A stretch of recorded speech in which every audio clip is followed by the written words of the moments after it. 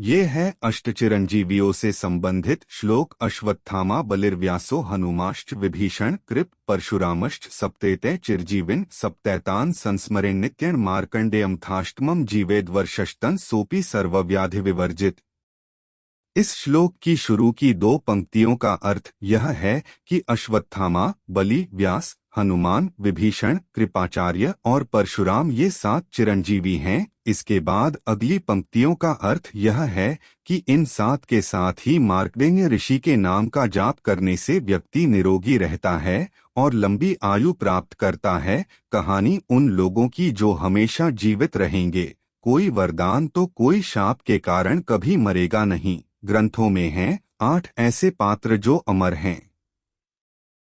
पहला ऋषि वेद व्यास। महाभारत की रचना करने वाले ऋषि वह विद्वता और ज्ञान का प्रतिनिधित्व करते हैं। वह ऋषि पाराशर और सत्यवती एक मछुआरे के पुत्र हैं। वह ऋषि वशिष्ठ के प्रपौत्र भी हैं। उनका जन्म द्वापर युग के अंत में हुआ था और उन्होंने कलयुग के प्रारंभिक चरण को देखा। वेद व्यास चारों वेद ऋग्वेद, अथर्ववेद, सामवेद और यजुर्वेद का संपादन किया था। इनका पूरा नाम कृष्ण द्वैपायन है। इन्होंने 18 पुराणों की भी रचना की है। वेद व्यास ऋषि पाराशर और सत्यवती के पुत्र है।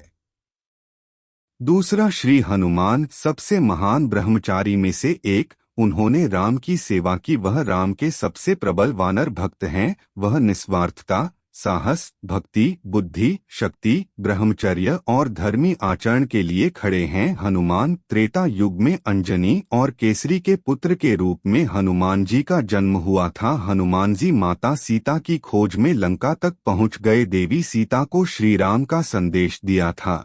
इससे प्रसन्न होकर सीता ने इन्हें अजरमर रहने का वर दिया।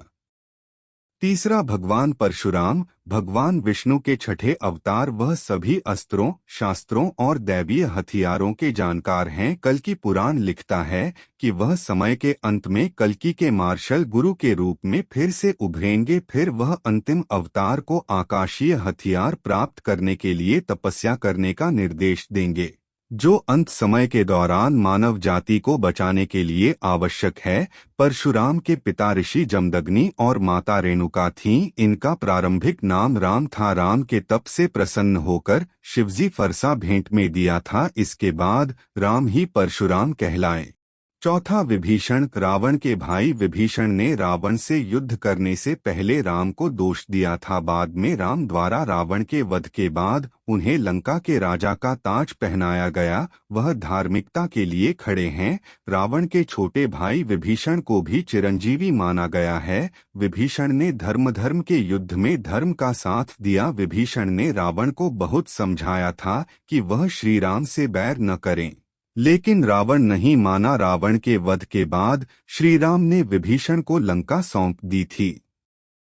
पांचवा अश्वत्थामा। द्रोण के पुत्र। द्रोण ने देवता के समान वीरता रखने वाले पुत्र को प्राप्त करने के लिए शिव को प्रसन्न करने के लिए कई वर्षों की घोर तपस्या की। अश्वत्थामा 11 रुद्रों में से एक का अवतार है। माना जाता है कि कृपा और वह अकेले जीवित बचे हैं जो कुरुक्षेत्र युद्ध में लड़े थे। वह अमर है, लेकिन कृष्ण ने उसे एक श्राप दिया कि वह हमेशा जीवित रहेगा, लेकिन उसका शरीर दर्दनाक घावों और अल्सर से ढका होगा जो कभी ठीक नहीं होगा।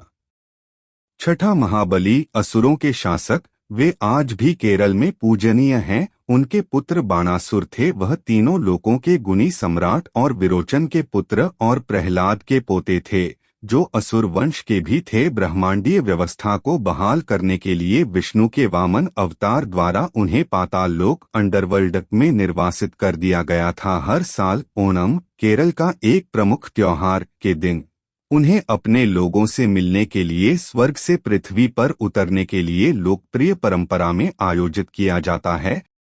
सतवां कृपा। महाभारत में राजकुमारों के शाही गुरु उन्हें राजा शांतनु ने गोद लिया था। उनकी बहन कृपी थी, जिन्होंने द्रोणाचार्य से शादी की थी। उन्हें अपने छात्रों के बीच निष्पक्षता के कारण लंबे जीवन का आशीर्वाद मिला, और क्योंकि उन्होंने उन्हें अपने बच्चों के रूप में माना, वह अपने भतीजे अश्वत्थामा के साथ कुरुक्षेत्र युद्ध में वास्तव में लड़ने वाले सभी योद्धाओं में से एकमात्र जीवित बचे हैं। महाभारत में कौरव और पांडवों के गुरु कृपाचार्य बताए हैं। वे परम तपस्वी ऋषि हैं। अपने तप के बल इन्हें भी चिरंजीवी माना गया है।